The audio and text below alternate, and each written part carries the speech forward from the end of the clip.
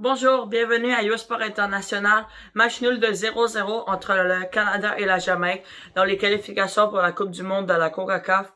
Un résultat qu'on peut voir dans les deux sens, soit positif, soit négatif. Euh, Vous pouvez voir le verre à moitié plein ou à moitié vide. En fait, c'est un bon résultat car si jamais le Canada bat le Panama, ça va être 5 points sur 9. Et ça, c'est un peu l'objectif au début de cette journée de qualification. Ensuite, on peut aussi le voir à moitié vide puisque c'est un point perdu contre une équipe de Jamaïque qui était dernier de ce groupe de 8 équipes et n'ont pas si bien joué. Euh, oui, et c'était un match un peu ennuyant. Il y a vraiment rien à résumer. C'est plus le Canada qui a essayé qui a comme essayé de dominer, mais ils l'ont pas fait assez pour gagner. Euh, Panama qui a surpris les États-Unis. Je suis extrêmement surpris, mais donc le Panama ça ne sera pas facile à battre au BMO, mais je pense qu'avec tous les fans il faudra absolument gagner. Les matchs à domicile en CONCACAF sont très importants et réussir des points à l'étranger c'est également bien. Sauf que là, par contre, il faut vraiment gagner. Si on va contre le Panama, tout est réglé.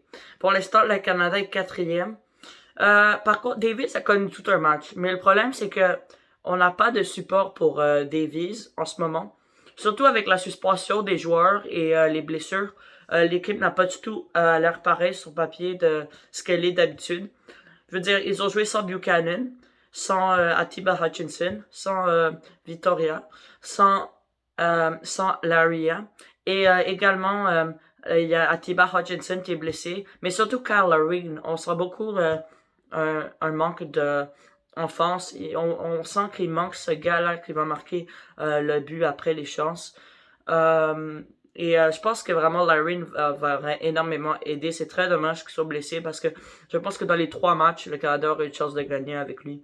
Je pense même qu'il mériterait, il est meilleur que David en ce moment. Il mériterait plus de temps de jeu, mais comme je vous dis, il est blessé. C'est un match très difficile pour Jonathan David, d'ailleurs. Je le sens très lent et en général, depuis le début des qualifications, c'est un excellent joueur, etc., mais juste ne connaît pas ses meilleurs moments. Mais j'ai la confiance il va retrouver sa confiance.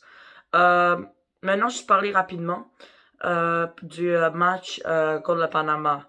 Ça va être un match qu'il va falloir absolument gagner pour le Canada. Mais encore une fois, il va falloir le faire sans Larry, sans Hutchinson. Mais si on ne bat pas le Panama, c'est un peu inquiétant parce que oui, on a réussi des beaux résultats, un peu aux États-Unis et un peu au Mexique. Mais à un moment donné, tu peux pas faire des matchs nuls à domicile. Ils ont fait 1-1 contre l'Honduras à domicile et maintenant, si jamais ils ne réussiraient pas contre le Panama, ce sera un deuxième. C'est des points un peu faciles. Et en plus, celui-là contre la Jamaïque, oui, c'était un match à l'étranger, mais on avait le sentiment qu'on pouvait gagner. Et aussi, peut-être un peu parler que le terrain de la Jamaïque, j'ai vu plusieurs personnes sur les réseaux sociaux énormément, très surpris par à quel point le terrain était mauvais en général. Ça avait l'air vraiment mauvais. Et en général, tout avait l'air un peu mal. C'est ce genre de match un peu frustrant, beaucoup de fautes, euh, de, de perte de temps, un stade vide, sans fans, etc.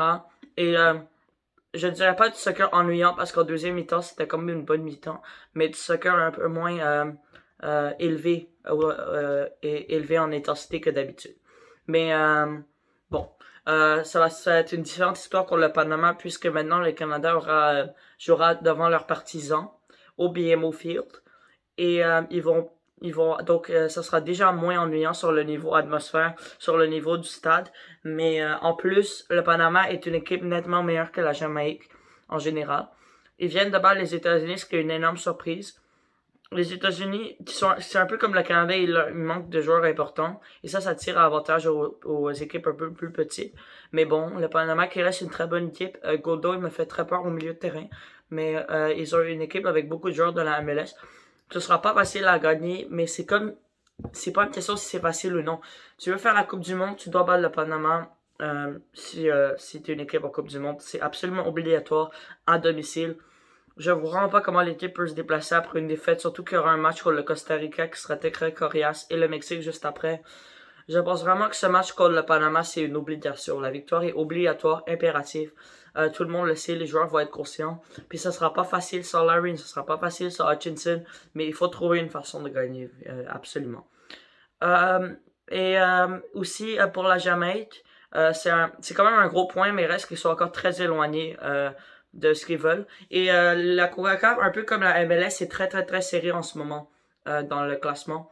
Très peu de points entre les équipes.